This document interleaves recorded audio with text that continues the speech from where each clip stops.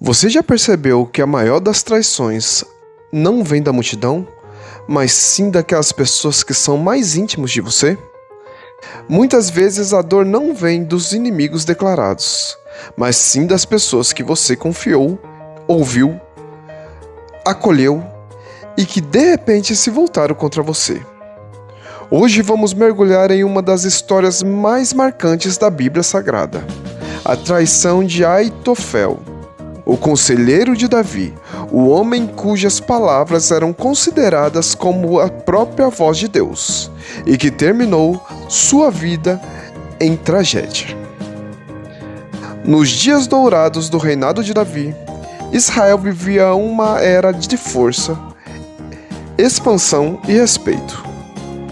Entre guerreiros e profetas havia um homem que não empunhava espada, mas cujo poder estava em suas palavras. Seu nome era Aitofel, da cidade de Gilo. Quando ele falava, até reis silenciavam. A Bíblia diz que o conselho de Aitofel era como consultar o próprio Deus. Isso está em 2 Samuel 16:23. E Davi, o grande rei de Israel, confiava plenamente nele.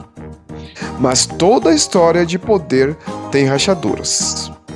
O belo e carismático Absalão, filho de Davi, começou a conquistar o coração do povo, com charme, sorrisos e promessas de justiça. Ele manipulava a multidão à porta da cidade. Não precisava de espada, bastava a sua astúcia.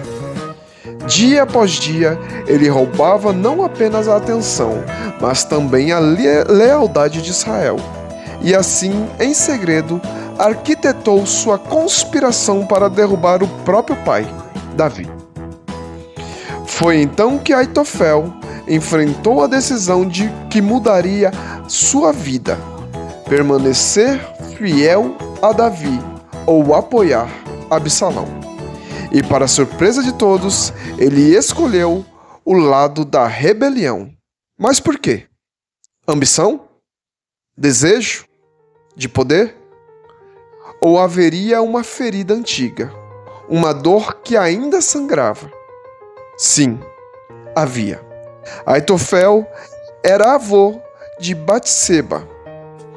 E quem não se lembra da história? Davi a viu, a desejou e a tomou para si, e para esconder o pecado, ordenou a morte do marido dela, Urias, um homem justo. A ferida da traição, da honra manchada, corroía o coração de Aitofel.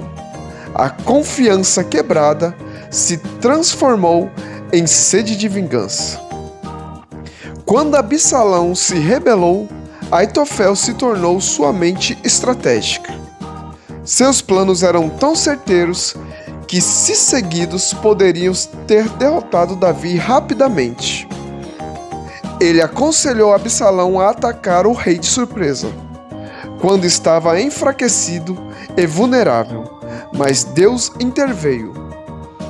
Outro conselheiro, Uzai, conseguiu frustrar a decisão de Absalão, levando-o a rejeitar o conselho de Aitofel. E naquele momento, o sábio conselheiro percebeu: sua palavra já não tinha valor. Seu jogo havia terminado. Aitofel, o homem cuja sabedoria era comparada à voz de Deus, voltou para sua casa, colocou seus negócios em ordem e tirou a própria vida. A amargura e a vingança que alimentou no coração o conduziram ao desespero final. Um homem que poderia ser lembrado pela sabedoria terminou marcado pela traição e pelo suicídio.